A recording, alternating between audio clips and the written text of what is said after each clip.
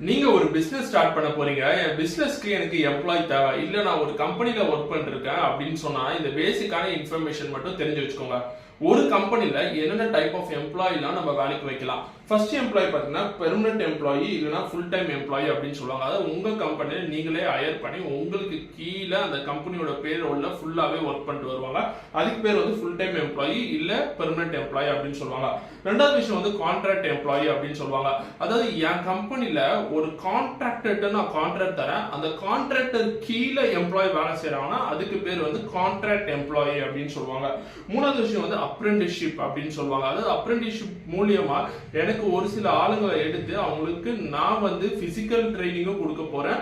அது மட்டும் இல்லாத தியரிட்டிக்கல் ட்ரைனிங்கும் தர போறேன் அப்படின்னு சொன்னா அப்ரெண்டிஸ்ஷிப் அப்படின்னு சொல்லுவாங்க. இந்த நீம் நாப்ஸ் இது எல்லாமே அப்ரெண்டிஸ்ஷிப் கீழே வரும். நாலாவது விஷயம் பார்த்தீங்கன்னா டெம்பரவரி எம்ப்ளாயி. அதாவது என் கம்பெனில ஒரு 2 நாளைக்கு மட்டும் வேலை இருக்கு. அந்த 2 நாள் வேலைக்கு எனக்கு ஆள் தேவைப்படுறாங்க அப்படின்னு சொன்னா நீங்க எடுக்கிற எம்ப்ளாயி பேர் வந்து டெம்பரவரி எம்ப்ளாயி அப்படின்னு சொல்லுவாங்க. கடைசியா பாத்தீங்கன்னா பார்ட் டைம் எம்ப்ளாயி. அதாவது காலேஜ் ஸ்டூடெண்ட்ஸ் வந்து இல்ல நிறைய பேருக்கு வந்து பார்ட் டைமா எனக்கு ஆப்பர்ச்சுனிட்டி கிடைச்சா நல்லா இருக்கும், ஒரு 4 ஹவர்ஸ் 5 ஹவர்ஸ் ஒர்க் பண்ற மாதிரி ஆப்பர்ச்சுனிட்டி கிடைச்சா நல்லா இருக்கும் அப்படின்னு சொல்லி தோணுச்சுன்னா ஏதாவது கம்பெனில உங்களை எடுக்கிறாங்கன்னா அதுக்கு பேர் வந்து பார்ட் டைம் எம்ப்ளாயி அப்படின்னு சொல்லுவாங்க. இந்த பேசிக்கான இன்ஃபர்மேஷன் எல்லாரும் தெரிஞ்சு வச்சுக்கோங்க. யாருக்கு யூஸ்ஃபுல்லா இருக்கும்னு தோணுதோ அவங்களுக்கு ஷேர் பண்ணுங்க. அது மட்டும் இல்லாத இப்பதான் ஃபர்ஸ்ட் டைம் நான் இந்த விஷயத்தை கத்துக்கிறேன் அப்படின்னு சொன்னா ஒரு லைக்ஸ் போட்டுங்க. Thank you and is bye from Manikandan. Bye by.